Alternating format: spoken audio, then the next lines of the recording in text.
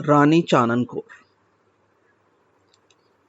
رانی چانن کور کو اپنے نصیب کے چانن پہ اتنا مان تھا کہ وہ اندھیرے کا ایک چھینٹا بھی اپنے مقدر کی روشن کتاب پہ نہ پڑھنے دیتی تھی۔ کہا کرتی تھی اکثر کہ قسمت کی کاپی میں اگر کوئی صفحہ خالی رہ بھی گیا تو اسے خود لکھ لے گی۔ صفحے تو اندر مقدر کی کتاب میں کئی خالی تھے، وہ ان میں اپنے من بھاتی پوتھیاں لکھنے میں لگی تھی۔ 12 گاؤں کی اس کی جاگیر تھی، 250 مربع زرخیز زمین کی عملداری تھی، مگر رانی کی کوکھ بنجر تھی۔ 11 برس پہلے وہ اس جاگیر میں بیاہی آئی تھی۔ اس کے بیاہ کی خوشی میں جاگیردار گوبند سنگھ نے 41 باغ لگوائے تھے، سب پیڑ جمع ہو کے پھلوں سے لدے پڑے تھے۔ رانی کی گود ہری نہ ہوئی تھی۔ اتنی بڑی قلم رو کے راج پاٹ میں وہ بادلوں کی ٹولیوں میں اندھیرے کھلے آسمان پہ تیرتے ہوئے پورنماشی کے چاند کی طرح تنہا تھی، جس کا آسمان پہ بھرے ستاروں سے سوائے بیر اور بیراگ کے کوئی تعلق نہیں ہوتا۔ چاند چڑھے تو تارے بجھنے لگتے ہیں، چاند اترے تو ناچنے لگتے ہیں۔ کچھ اسی قسم کا اپنے سسرال سے اس کا تعلق تھا۔ شریکے والیاں اس کے ڈوبنے کی دعائیں مانگتی، یہ انہیں بے اثر رکھنے کی چالاکیاں کرتی رہتی۔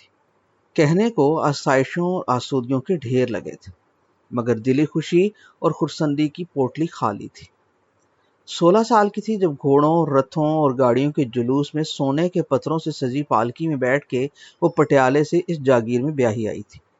جاگیر کا نام بیر تھا۔ لدھیانے اور جگراؤں کے درمیان میں تھی یہ جاگیر۔ جاگیر کیا ریاست تھی۔ جاگیر کے اکلوتے وارث کی دلہن بن کے آئی تو رانی بن گئی۔ بیاہ کے پہلے چند سالوں میں ہی ساس سسر لد گئے۔ رانی خود کو مہارانی سمجھنے لگی۔ بچپن سے اسے شبہ تھا کہ وہ صرف محلوں اور حویلیوں میں راج کرنے کے لیے پیدا ہوئی۔ اپنے باپ کی بھی وہ اکیلی بیٹی تھی، لاڈلی تھی۔ اسی نے اس کے کان میں کہا تھا، تو پچھلے جنم میں ہفتے اقلیم کی شہزادی تھی۔ اس نے اس جنم میں بھی راج پاٹ سجا لیا۔ باپ اس کا کوئی عام آدمی تھوڑی تھا، مہاراجہ پٹیالے کے دربار کا دیوان تھا۔ شاہی قلم دوات والا قلمدان چانن کور کے بچپن کا پہلا کھلونا تھا۔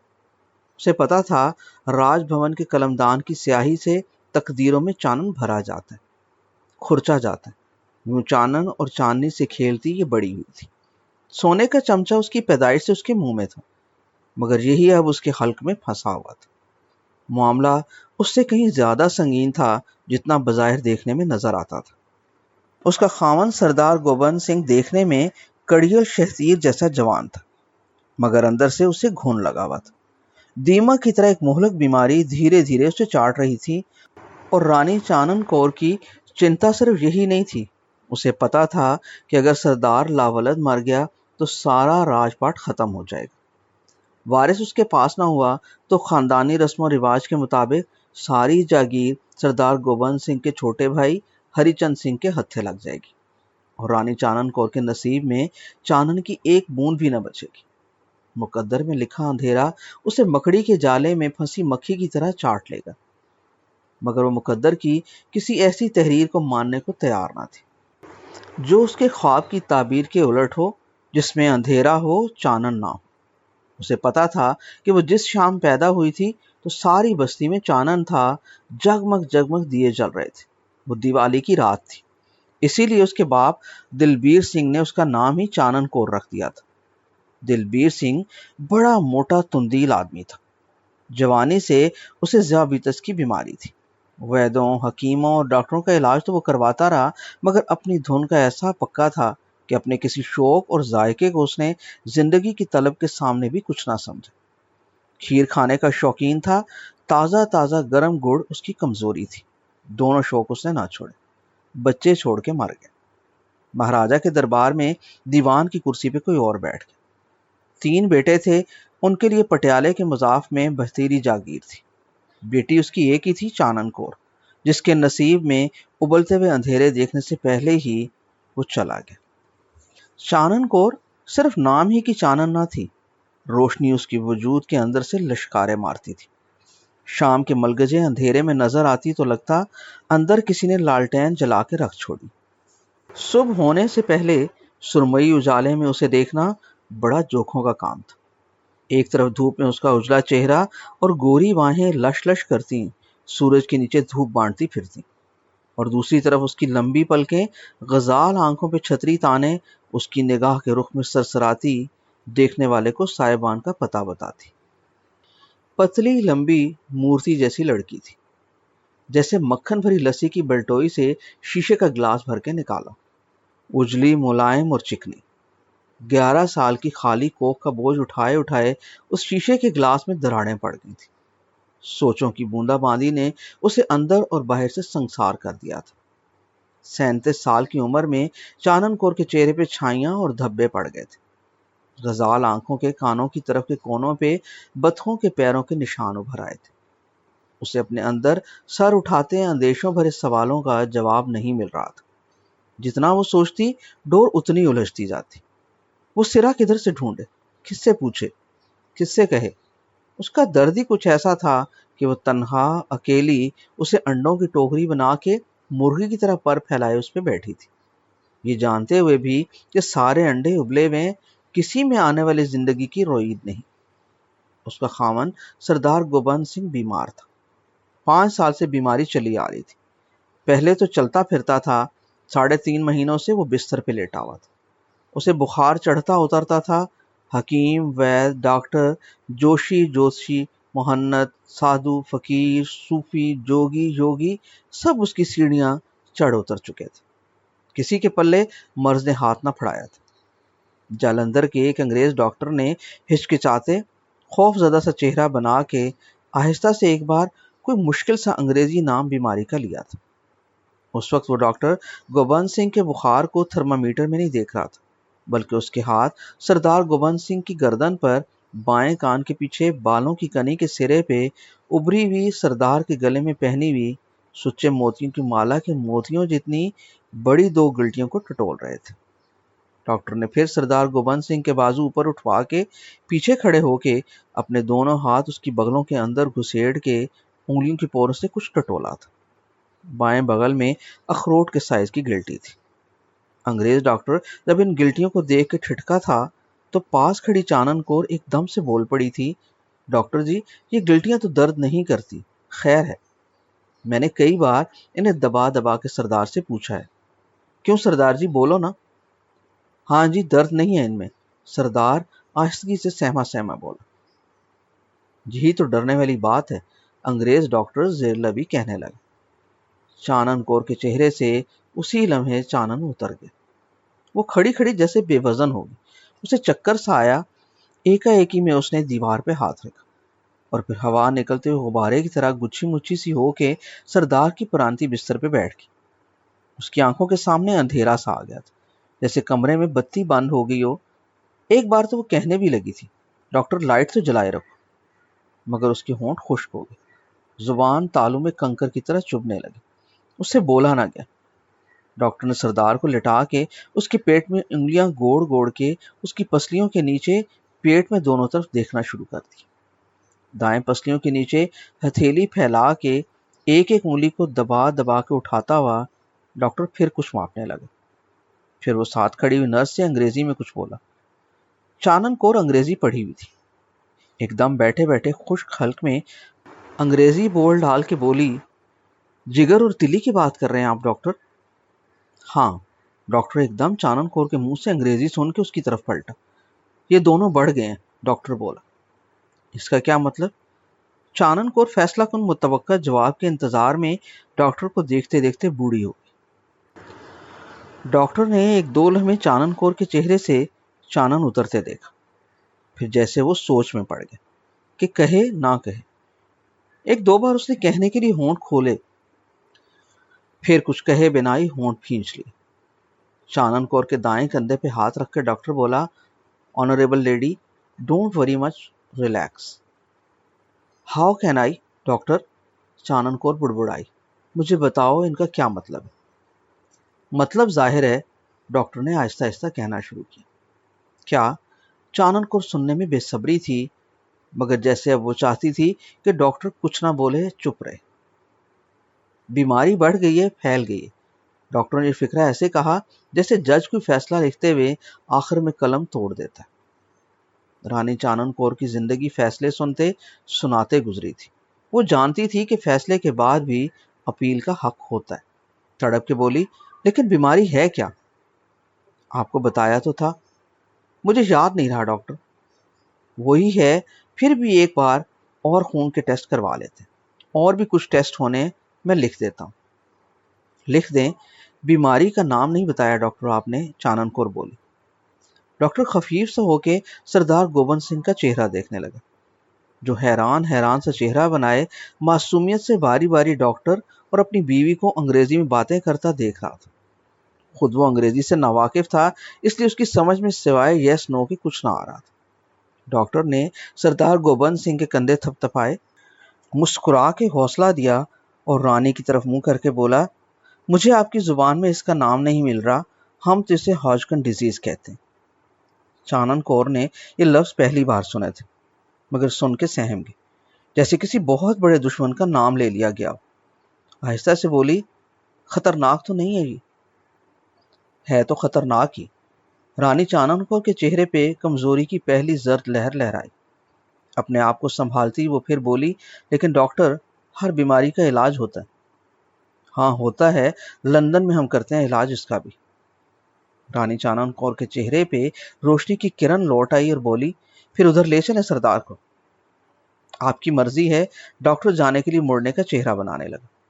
چانن کور اٹھ کے اس کے پیچھے لپکنے کو کھڑی ہوئی اور پوچھنے لگی، ادھر مریض اچھے ہو جاتے ہیں نا، اس بیماری کے سبھی؟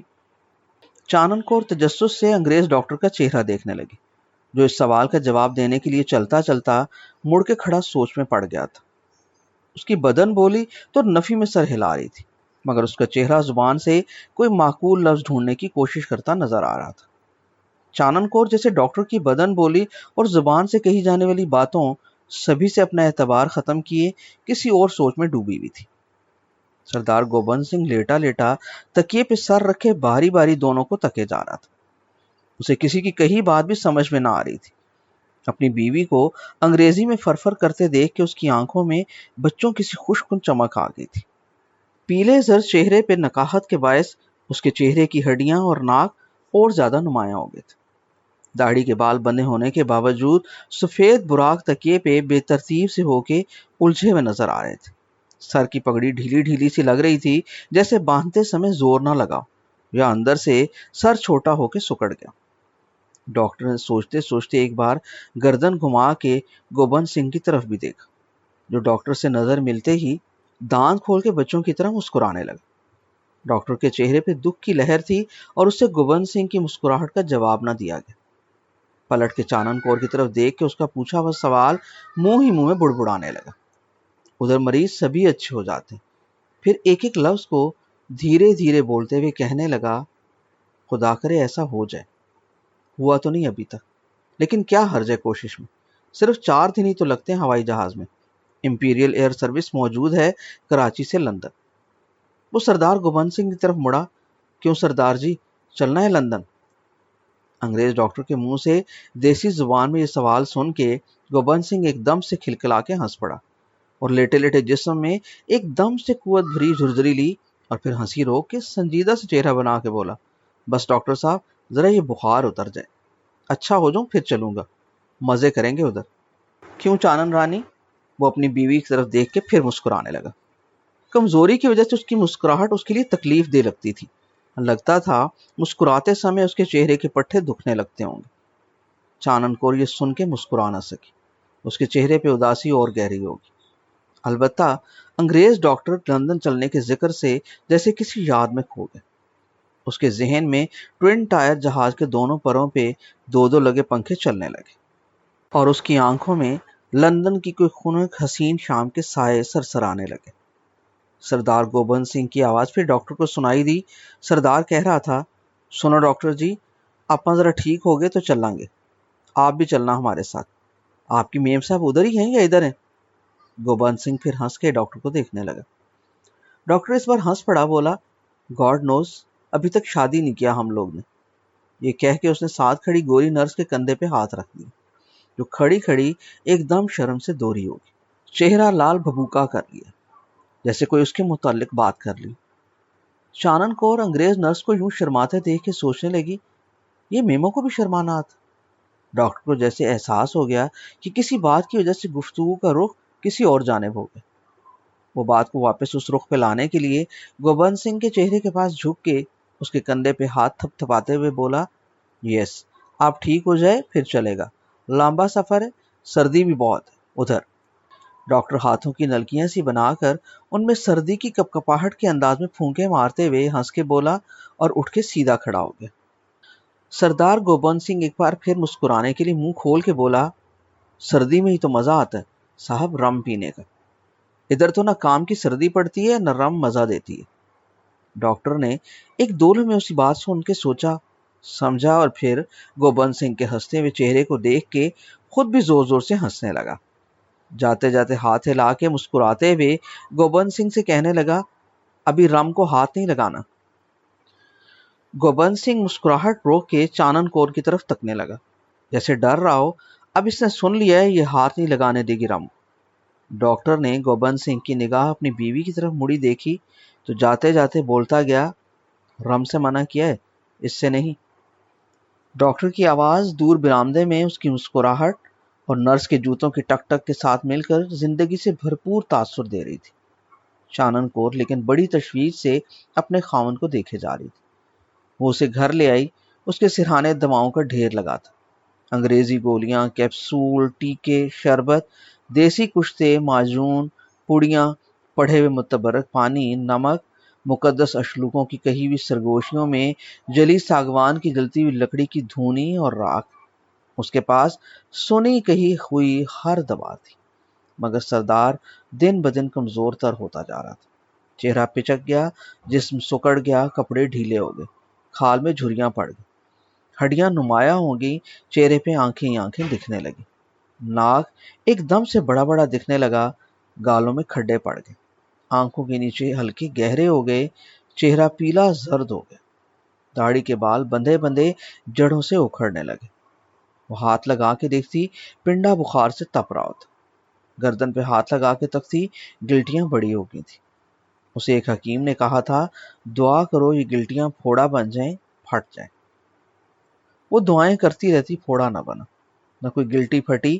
وہ سردار کو روز صبح بنا سنوار کے ایک آرام دہ کرسی پہ دراز کر دیتی، گردن پہ اس کی ایک مفلر لپیٹ دیتی، سر پہ نارنجی رنگ کی پگڑی باندھ کے ٹکا دیتی۔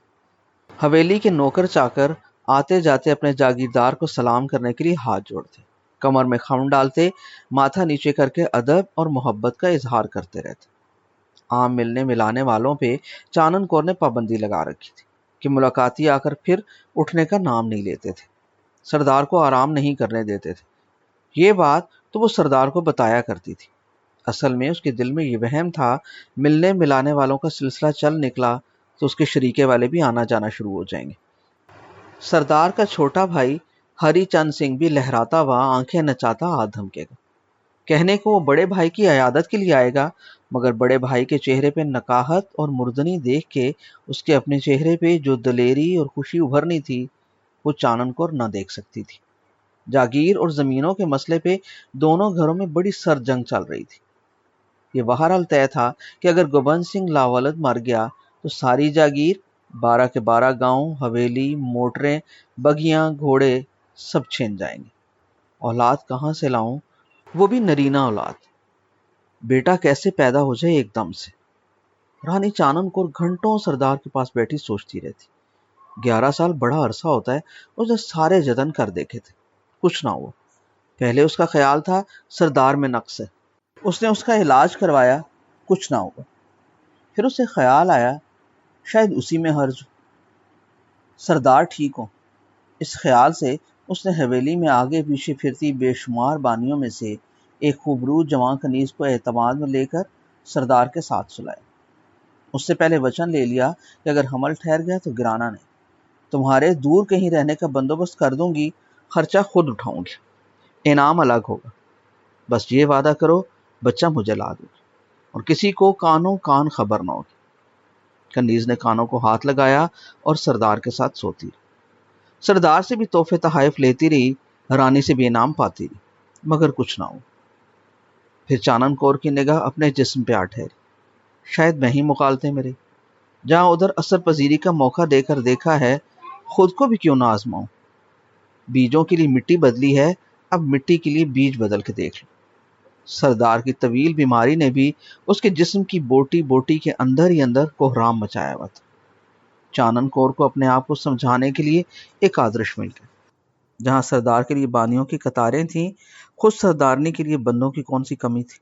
اتنی اونچی چھتوں چھتیوں کے آگے بنی کامدار دیوار کی بالکونیوں والی اس حویلی میں اتنے کمرے تھے کہ رانی کو اس کش سے گزرنے کے لیے کہیں باہر نہ جانا پڑا۔ اس کی تنی نسیں تو تھوڑی دیر کے لیے شانت ہو جاتی، مگر جو وہ چاہتی تھی وہ نہ ہوا۔ سنبل کی روئی سے بھرے ریشمی گدے جیسے اپنے گداز نگے جسم کی حرارت وہ خفیہ خفیہ بانٹتی رہی، مگر کچھ نہ ہوا۔ آخر اس نے ایک دن اپنی رازدار سے آنی عمر کی دایا سے پوچھ لیا۔ وہ دایا روز آ کر اس کے پیر دباتی تھی، اس کے بالوں میں تیل لگاتی تھی۔ رازداری سے چانن کور پوچھنے لگی، ماسی کیا ہم دونوں بانجھ ہیں؟ شاید کر دیے ہوں، دایا بولی۔ کر دیے ہوں؟ کس نے؟ شریکوں نے، اور کنہوں نے؟ ان کی اتنی طاقت ہے؟ طاقت تو رانی جی دوا میں ہوتی ہے، کھلا دی ہوگی چٹکی چٹکی دونوں کو۔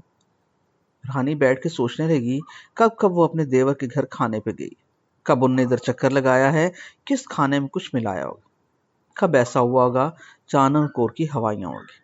شریکے میں اتنا ظلم بھی کوئی کر سکتا؟ سوچتے سوچتے وہ اسی نتیجے پہ پہنچی، ایسا ہی ہوا ہوگا۔ اسی دن اس نے ایک تہیا کر لیا، چاہے کچھ بھی ہو اس نے ہار نہیں مانی۔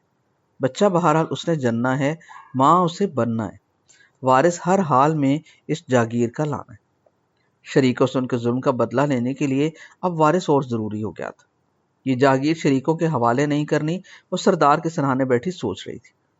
سردار تکیوں کا سہارا لیے چوڑے نواڑی پلنگ پہ لیٹا ہوا تھا، اس کی آنکھوں میں غروب آفتاب کا منظر تھا۔ باہر کھڑکی سے ابھی صبح ہو رہی تھی۔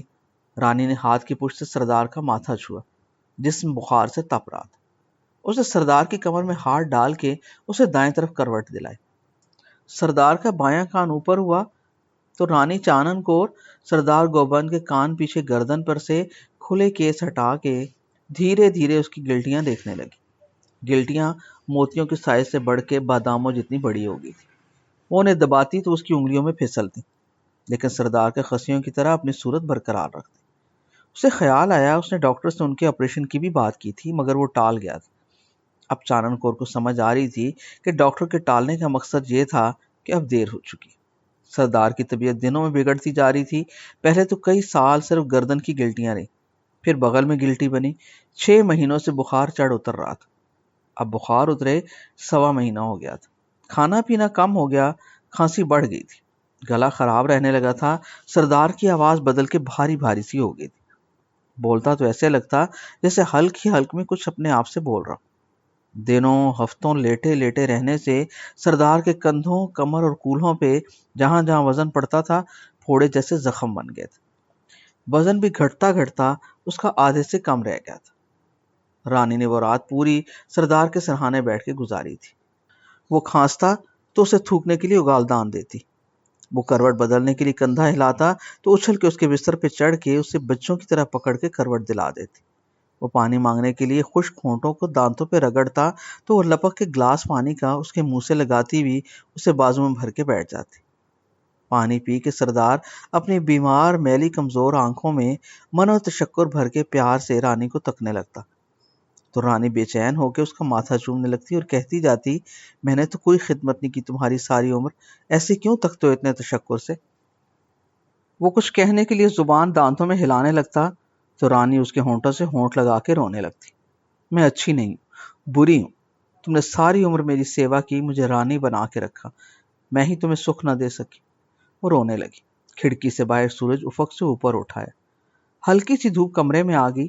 جاتی سردیوں کے دن تھے، دھوپ کی خوشگوار حدت سے کمرہ ہولے ہولے بھرنے لگا۔ رانی نے سردار کی رضائی اس کے سینے پہ لپیٹ کے اسے بازوؤں سے اوپر اٹھایا اور اس کے نیچے ادھر ادھر پڑے گداز تکیے کھینچ کے درست کیے۔ سردار تکیوں کے اوپر ہو کے مسہری کی ٹیک پہ سر رکھ کے کونیاں بستر سے لگا کے بیٹھنے کے انداز میں لیٹ گیا۔ رانی چانن کور آہستگی سے اس کے بستر پہ چڑھ کے اس کے پہلو میں رضائی میں گھس گئی اور اس کے کھلے لمبے بالوں میں انگلیوں سے کنگھی کرنے لگی۔ سردار گردن موڑ کے محبت سے رانی کو تکنے لگا۔ اس سمے اچانک رانی کے دل میں یہ انکشاف ہوا کہ وہ سردار گوبند سنگھ کو دل کی گہرائیوں سے پیار کرتی۔ وہ اس خیال سے نہال ہو گئی۔ پہلے ہزاروں بار اس نے اپنی محبت کا سردار سے اظہار کیا تھا، مگر یقین پہلی بار اس لمحے اس کے دل میں اترا تھا۔ وہ اپنے اس جذبے کی ایماندارانہ حدت سے سر سے پاؤں تک لبریز ہوگی۔ اس کی آنکھوں میں انوکھے احساسات کی شدت سے آنسو آ گئے۔ سردار کا ایک ہاتھ رانی کی ٹھوڑی کے نیچے تھا۔ ایک آنسو اس کی ہاتھ کی پشت پہ گرا تو ہڑبڑا کے رانی کی آنکھوں سے آنسو پوچھنے کے لیے اٹھنے لگا۔ رانی نے پیار سے اسے کندھوں سے پکڑ کے لٹا دیا اور اس کے دونوں ہاتھ پکڑ کے چومتے ہوئے بولی، یہ آنسو نہ پوچھو سردار، یہ خوشی کے آنسو۔ کوئی خوشی والی بات ہے؟ سردار کی بیمار آنکھوں میں خوشی کا لفظ سن کے ارتعاش سا ہوا، اور وہ ایسی آنکھوں سے رانی کو تکنے لگا جیسے کہہ رہا ہو کوئی اچھی خبر سناؤ۔ رانی نے سردار کو گلے لگا لی، پہلو میں رضائی ہٹا کے اس کے بخار سے تپتے کمزور جسم سے لپٹ گئی، اور پھر آنسوؤں سے بھرا اپنا چہرہ اٹھا کے سردار کی آنکھوں میں آنکھیں ڈال کے بولی، ہاں سردار، خوشخبری ہے، بہت بڑی خوشخبری۔ ایکا ایکی میں پتہ نہیں کس لمحے رانی نے وہ انوکھی خوشخبری سنانے کا فیصلہ کر لیا تھا۔ بولی، سردار، میں تمہارے بچے کی ماں بننے والی ہیں۔ سردار کی آنکھوں میں خوشنما حیرت کا بم پھٹا۔ تم سچ کہہ رہی ہو چانن؟ ہاں سردار، رانی نے اعتماد سے جھوٹ بولا، اب تم اچھے ہو جاؤ۔ رانی، اگر یہ سچ ہے تو میں ٹھیک ہو گیا۔ وہ سچ مچ اپنی کوہنیوں کے بل اٹھ کے بیٹھ گیا اور چانن کور کو اپنے بازو میں بھر کے چومنے لگا اور گھنٹوں اپنی گود میں لٹا کے اسے پیار کرتا۔ اسی دن سردار کا بخار اتر گیا۔ پوری حویلی میں یہ خبر ایسے سنی گئی جیسے قحط کے دنوں میں بارش کے چھینٹے منہ پہ پڑتے ہو۔ حویلی کے باہر سردار کے بھائی بھاوج اور ان کے بچوں کے لیے خبر آسمانی بجلی کی طرح گری۔ دائیا نے یہی آ کے سردارنی کو بتایا تھا۔ کہنے کو تیسرے دن دیورانی مبارکباد دینے بھی آئی تھی، مگر چانن کور اس کے چہرے پہ بغض اور حسد کی تپش تکتی رہی۔ وہ چلی گئی تو چانن کور کو خیال آیا کہ یہ صرف اس کا اپنا ہی وہم تو نہیں تھا، شاید وہ دل سے مبارکباد دینے آئی۔ اس نے دائیا کو اپنے اس احساس کی بات کی۔ دائیا بولی، نہ رانی جی، آپ نے ٹھیک دیکھا تھا، وہ تو جل کے کوئلہ ہوگی۔ ان کے گھر میں دکھ کا ایسا سما ہے جیسے ان کے سر پہ پہاڑ گر پڑا۔ آپ کبھی اس عورت کی چکنی چپڑی باتوں اور چہرے کے بھولپن پہ نہ جائیے گا۔ بڑی چھری ہے، دل کا بوجھ چہرے پہ نہیں لاتی۔ پھر تم کیسے پڑھ لیتی ہو ماسی؟ لو، یہ بھی کوئی بات ہوئی، چہرہ تو دل کا آئینہ ہے، بھلا چھپتا ہے کوئی راز دل کا چہرے پہ آئے بغیر؟ چانن کور ایک دم سے اس سن کے پریشان ہو گئی۔ بولی، ماسی، کسی کو ہمارے جھوٹ کی پکڑ تو نہیں ہو جائے گی؟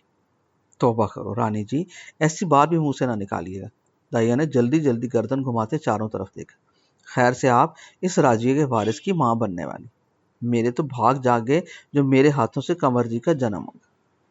پر ماسی، بچہ لاؤ گی کدھر سے؟ رانی سرگوشی میں بولی۔ رانی صاحبہ، یہ آپ مجھ پہ چھوڑیے، میں نے دن گن رکھے ہیں، پوری بستی کی جنم کنڈلیاں نکالتی ہوں، کون سا بچہ کب کس گھر میں پیدا ہوگا، سب شبھ گھڑیاں جانتی ہوں۔ آپ بس وچن یاد رکھیے گا رانی جی۔ تو دھیرج رکھ ماسی، کنڈے میں بٹھا کے چاندی میں تول دوں گی، تو شبھ گھڑی تو آنے دے۔ چانن کور اپنے کمرے میں زیادہ وقت گزارنے لگی۔ سردار کی طبیعت قدرے سنبھل گئی۔ اب اسے روز بخار نہ چڑھتا، تیسرے دن چڑھتا پھر اتر جاتا۔ تھوڑا بہت اس کا کھانا پینا بھی بہتر ہوا تو چہرہ قدرے سنور گیا۔ وہ اب اٹھ کے گھر میں ہولے ہولے چہل قدمی بھی کر لیتا۔ سردارنی کے پاس دائیا روز آتی، گھنٹوں اس کے کمرے میں دروازے پہ اندر سے کنڈی چڑھا کے اس کے بستر پر چڑھی اس کے پاؤں دابتی رہتی۔ دائیا کے چہرے پر اس سمے ایسا رنگ ہوتا جیسے اس انوکھے راز کو سنبھال کے وہ ایک دم سے اونچی اور بڑی ذات کی ہو گئی، آسمان جتنے ظرف والی، جو سارے جہانوں کے راز سمیٹے ہوئے ہر روز صبح صادق کے وقت افق میں مسکراتا ہے۔ دائیا کی مشاورت میں رانی چانن کور حاملہ عورت کا سوانگ کامیابی سے بھرتی رہی۔ اس نے کھانا پینا زیادہ کر دیا، وزن بڑھ گیا، کپڑے ڈھیلے ڈھالے پہننے شروع کر دی، اپنی مصروفیات بدل لی۔ گھوڑ سواری پہلے رانی خود بھی کرتی تھی، وہ چھوڑ دی، تیز تیز قدم چلانے چھوڑ دیے۔ بند کمرے میں دائیا نے رانی کو حاملہ عورت کے انداز میں قدم کھول کھول کے برابر رکھ کے چلنا بھی سکھا دی۔ دیکھنے والا کوئی گمان میں نہ لا سکتا تھا کہ رانی کے پیٹ بچہ نہیں، جھوٹ پال رہا ہے۔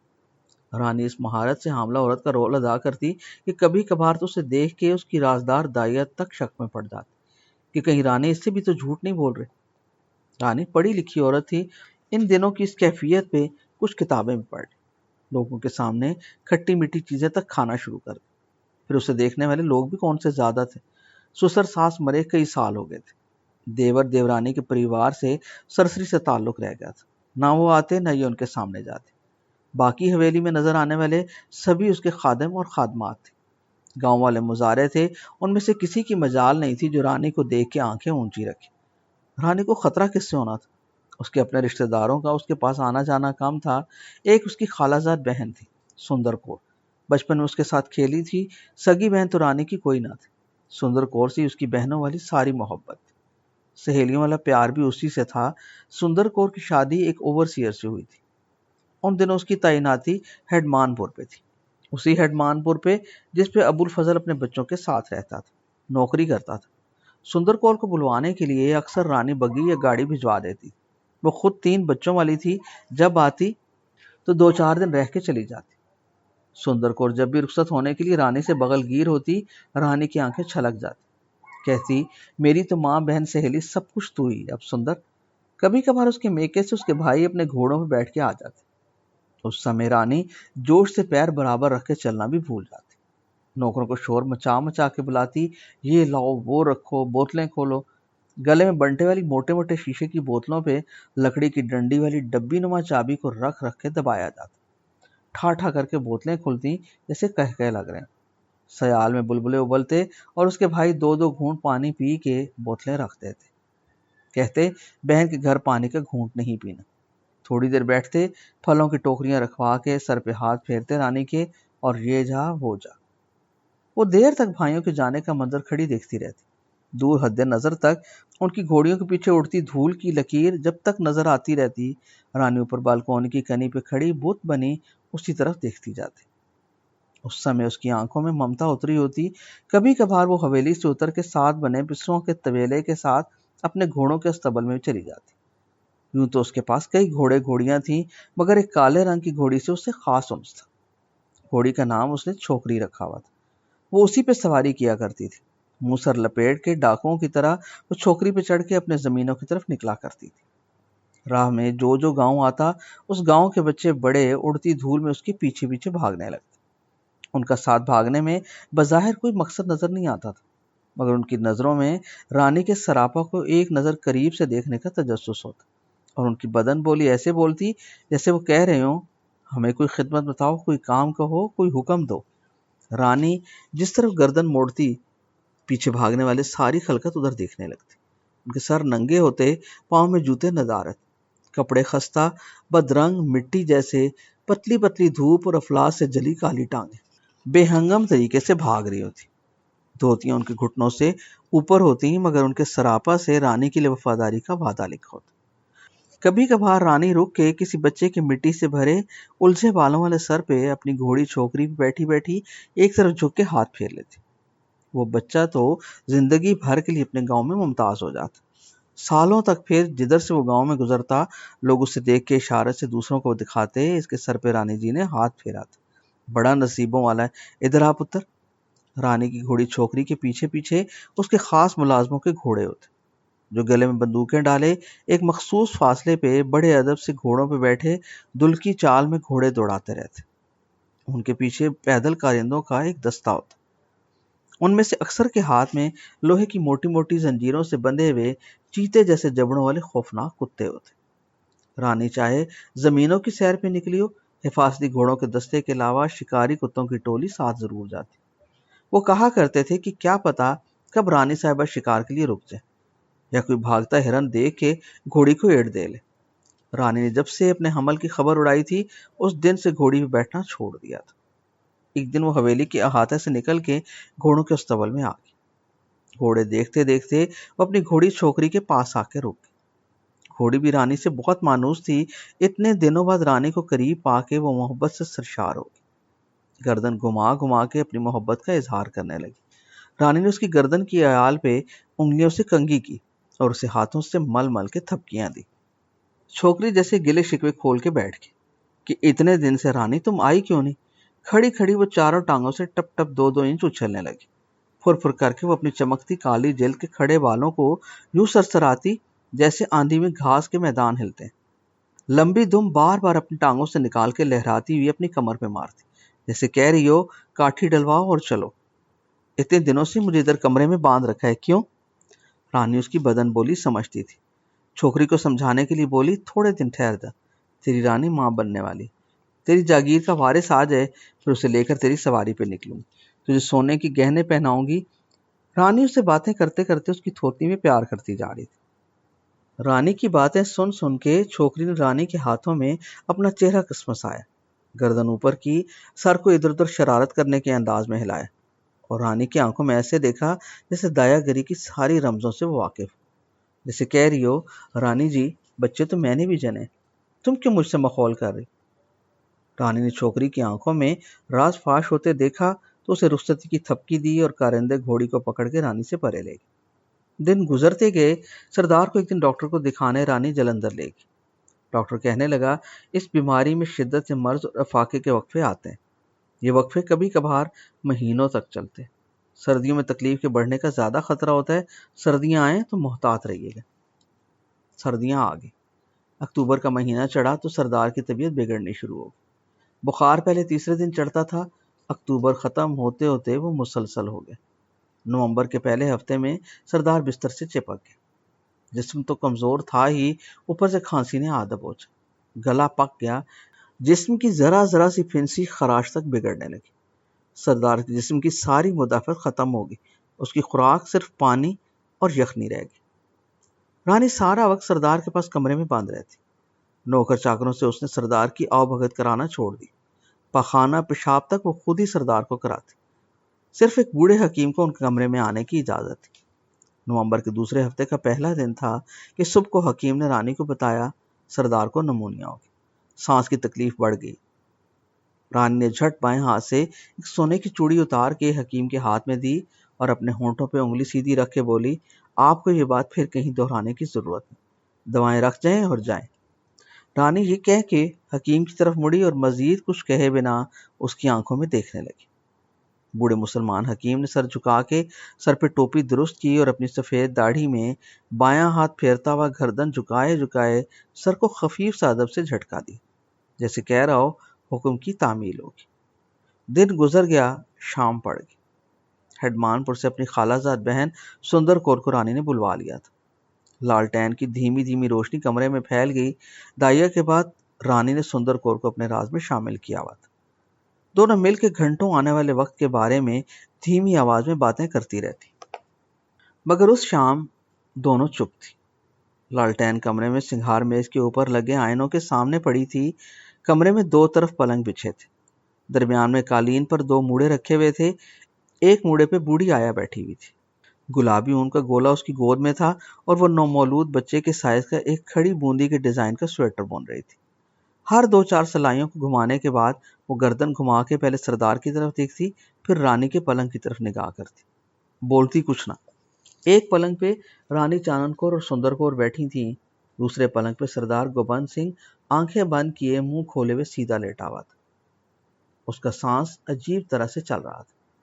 चंद सांस वो धीरे धीरे खामोशी से नाक के अंदर अंदर लेता और फिर अचानक उसके खरखरे में खरखर की आवाज आती और सांस की धुनकी तेज हो जाती। उस लम्हे चानन कौर लपक के सरदार के पास जाती, सीने पे पड़ी हुई रजाई को दुरुस्त करती, उसका चेहरा पकड़ के दोनों हाथों से उसकी गर्दन को सहलाती। उसकी सांस दुरुस्त हो जाती तो फिर सिरक के खामोशी से आके सुंदर कौर के पास पलंग पे सिरहाने की ऊंची टेक के साथ बेजान सी होके बैठ जाती और दीवार को खाली खाली नजरों से तकने लगती। उसके बराबर सुंदर कौर खामोश बुत बनी सर झुकाए बैठी बिस्तर की डब्बीदार चादर से गहरे रंग की डब्बी में नाखून से लकीरें मारे जा रही। कमरे में लालटेन की बत्ती की मुसलसल सरसर के अलावा वक्फे वक्फे से सरदार की तेज तेज सांसों के चलने की आवाज के अलावा कोई आवाज ना थी। खामोशी के लंबे लंबे वक्फों में कभी कभार आया कि स्वेटर बुनने की हिजानी सी कैफियत में ऊन की सलाइयां आपस में छन छन करके टकराती हुई सुनाई दे जाती, या ऊन के गोले से ऊन उधड़ने की सरसराती सी लकीर जैसी मध्यम सी आवाज आ जाती। सरदार की मुसहरी के पास उसके सीने के करीब कालीन पे एक लकड़ी की चौकी पे मिट्टी की लिपी लिपाई अंगीठी में रखे हुए कोयले खामोशी से जल जल के सलेटी राख के गिलाफों में छुपे हुए सुकड़ रहे थे। कमरे की सब खिड़कियां और दरवाजे बंद थे और उन पे गहरे गहरे रंगों के मोटे मोटे भारी अतलस के किनारों वाले कम ख्वाब के पर्दे तने हुए थे। पूरे कमरे में ड्रेसिंग टेबल के आईनों के आगे पड़ी रोशन लालटेन के बायस कमरे के दरो दीवार पे मुस्तकिल रोशनी और साए खुबे हुए थे। रोशनी और सायों की इन ठहरी हुई हदूद में उस वक्त अचानक भूचाल आ जाता जब चाणक्य और बौखला के सरदार की सांसों की बिगड़ती हुई आवाज और उसके सीने पे पड़ी रजाई के झटकों के बायस हड़बड़ा के उठकर लपकते, तो दीवारों और खिड़की के पर्दों पे उस लम्हे अजीब से साए उभरते। आधी रात गुजर गई, सरदार के सीने में सांसों की रफ्तार ज्यादा बिगड़ गई। रानी सरदार की मुसहरी के पास खाली मुड़ा खींच के बैठ गई और अंगीठी के बुझे बुझे कोयलों को कुरेद कुरेद के राख में चिंगारियां हिला हिला के उन पर रूई के फाहे गर्म कर करके सरदार के सीने पर रजाई के नीचे रखती रही। सरदार की सांसें छोटी छोटी सी और सतही सी हो गई।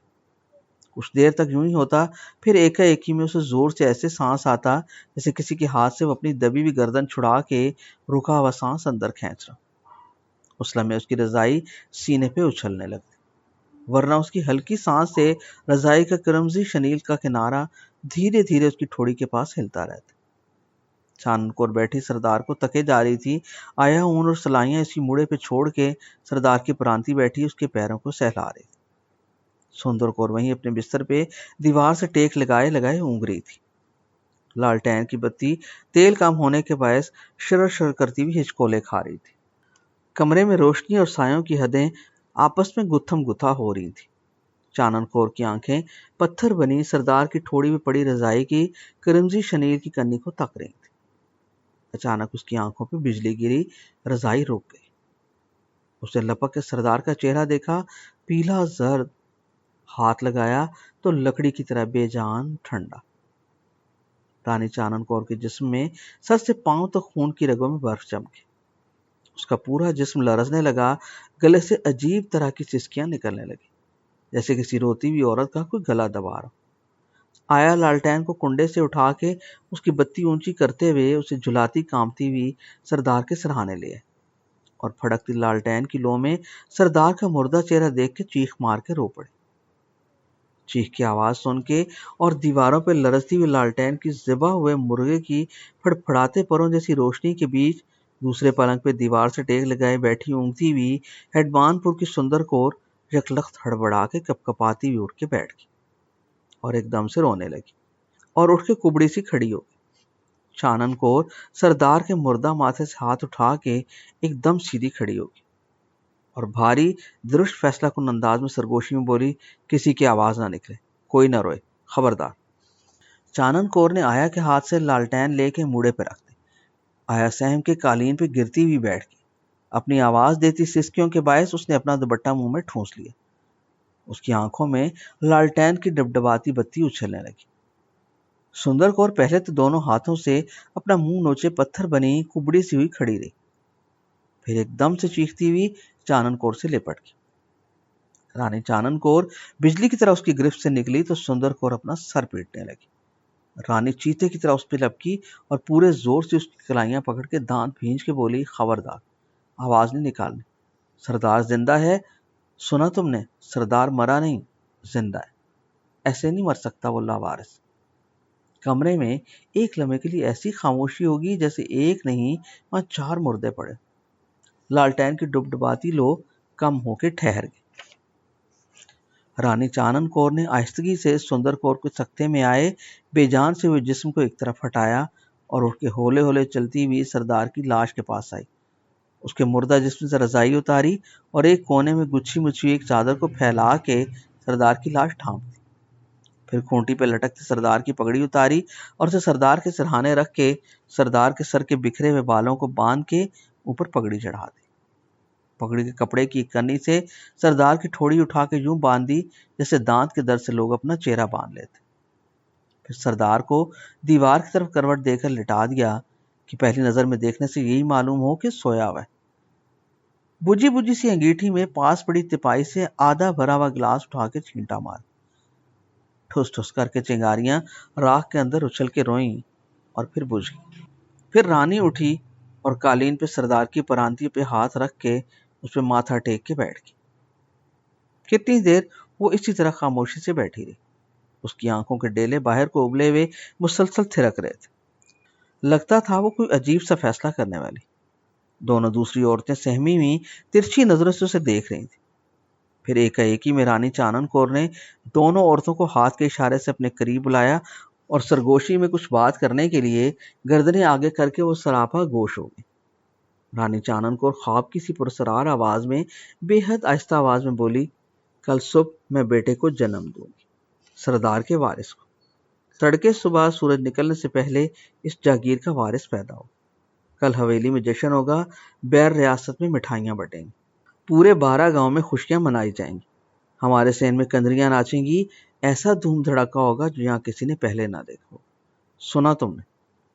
دونوں عورتیں حیرت سے اسے ایسے تک رہی تھیں جیسے وہ اپنے ہوش کھو بیٹھی ہو، پاگل ہو چکی۔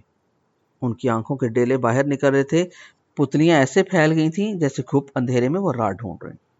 سنو، رانی نے سندر کور کا کندھا ہلایا، تم نے جشن کی ساری تیاریاں کرنی ہیں، میرے تینوں ویروں کو اطلاع پہنچانے کے وہ مامے باندھے۔ کہنا میرا حکم ہے کہ اس گاؤں سے 10 کوس پرے سے ڈھول بجواتے ہوئے لڈو بانٹتے وہ ادھر آئیں، اپنی اپنی گھوڑیوں پہ بندوقیں گلے میں ڈال کے، کوئی کسر نہ چھوڑیں خوشی منانے کی۔ وہ کہہ دینا میری طرف سے۔ اور تم سنو ماسی، وہ آیا کا ہاتھ پکڑ کے بولے، تم ابھی اٹھ جاؤ، کہیں سے بھی، کسی کا بھی، جیسے بھی ہو، مجھے ایک بچہ لا کے دو، نومولود بچہ۔ ابھی جاؤ، اٹھ جاؤ، ان 12 گاؤں میں پیدا ہونے والا ہر بچہ تمہارے علم میں۔ ابھی جاؤ، صبح کی سفیدی سے پہلے پہلے بچہ میری گود میں ہونا چاہیے۔ سنا تم نے؟ اور یاد رکھو تم دونوں، سردار گوبند سنگھ سو رہا ہے، حکیم جی نے انہیں نیند کی دوا دی، میں خود اسی کمرے میں رہوں گی اکیلی، کوئی مجھ سے ملنے نہیں آئے گا۔ کل شام سے پہلے میں خود بچے کو لے کر حویلی کے بالکونی میں کھڑے ہو کے لوگوں کو بچے کا درشن دوں گی۔ شام تک پٹیالہ کے کمیٹی دفتر میں بچے کی ولادت درج ہو جائے گی۔ بچے کا نام لکھوانا دیوندر کمار سنگھ ول سردار گوبند سنگھ۔ یہ سب ہو جائے تو پھر میں بتاؤں گی لوگوں کو کہ سردار مر گیا، پھر اس کی چتا جلے گی۔ اب اٹھو، جا ماسی جلدی کر، رات آدھی سے بھی کم رہ گئی۔ سندر کور ماسی کے لیے گاڑی کا بندوبست کرو۔ جاؤ، باہر کسی نے ادھر کمرے سے کوئی آواز سنی ہے تو کہنا رانی کو درد زہر کرا رہی ہے، ماسی دوا دارو کے لیے جا رہی ہے، جاؤ ماسی۔ دائیا سراسیمگی کے عالم میں کامتی کھڑی رانی کو تک رہی تھی۔ کیا سوچ رہی ہو ماسی؟ انعام اتنا ملے گا کبھی سوچا بھی نہ ہوگا، تمہارے آنے والی 7 نسلیں سنور جائیں گی۔ سوچتی کھڑی رہی تو کچھ نہیں بچے گا، نہ حویلی، نہ جاگیر، نہ تم، نہ میں، سب کچھ مٹ جائے گا۔ یاد رکھنا، سب ہی کو مٹنا پڑا تو سب سے پہلے تم مٹو گی، سمجھی؟ اب جاؤ، سوچنے کا وقت نہیں ہے۔ رانی نے اپنی کلائی سے ہاتھ کی پونی کے اوپر سے گزار کے ایک جھٹکے سے 2 سونے کے کڑے اتارے اور آیا کے جسم پہ لپٹی بے ہنگم سی بڑی چادر کی جھولی میں پھینک کے اسے چلنے کا اشارہ کیا۔ آیا نے جلدی سے کڑی دونوں ہاتھوں سے پکڑ کے چادر کے اندر چھپا لی اور ادب سے سر جھکا دی۔ پھر قالین کے کونے سے اپنی چپلی اٹھا کے ہاتھ میں لی اور احترام سے کبڑی کبڑی ہوئی چپکے سے چلتی چلتی کمرے سے نکل گئی۔